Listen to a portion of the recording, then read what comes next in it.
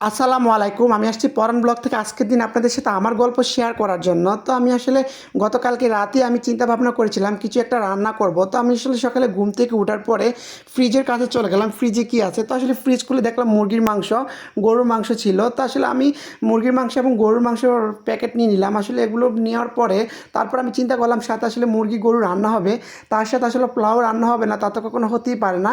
তো আমি আসলে নিয়ে নিলাম পোলাওর চাল। তো আসলে পোলাও রান্না করলাম, মুরগি মাংস এবং গরুর মাংসও রান্না করলাম। তো আসলে রান্না করার পরে রান্নাটা আসলে প্রচণ্ড ঘ্রাণ ছিল, আসলে পুরা ঘরে আসলে ঘ্রাণে মো করছিল। তো আসলে রান্নাটা না করার পর আমি আসলে টেবিলে পরিবেশন করলাম খাবারটা আমি নিজেই। তো আসলে পরিবেশন করার পরে আমার বোন এবার বলতেছিল আসলে তুই বস, এবার আমি আসলে পরিবেশন করে দিই। আসলে ঘামিয়েছিলাম আমি প্রচুর।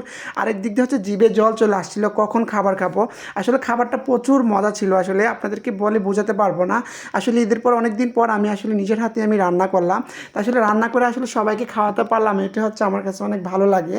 তারপর হচ্ছে আমি আসলে শুকনো খাবার খাচ্ছিলাম, আসলে এক পিস মাংস নিয়েছিলাম আর আসলে আলু নিয়েছিলাম। আসলে রান্না করতে করতে আমার কাছে তেমন একটা ভালো লাগে নাই, এখন আর খেতে মন চাচ্ছে না। তারপর হচ্ছে আমার বোন আসলে আমাকে জোর করতেছিল, এভাবে শুকনো কোনো খাবার খাওয়া যায় নাকি। তো হচ্ছে আমি আসলে কী করলাম, আমার বোন আসলে জোর করে আমাকে আসলে এক পিস মুরগির মাংস আর হচ্ছে আরও 2 পিস গরুর মাংস দিয়েছিল। আসলে খাবারের ঝোলটাও খুব মজা ছিল। আমি আসলে যেহেতু শুকনো খাবার খাই সবসময়, তো হচ্ছে আজকে আমি ঝোল দিয়ে খাবার খাচ্ছি, আসলে সেটা খুব মজা লাগছিল। আসলে এভাবে আগে কখনো খাওয়া হয়নি আমার।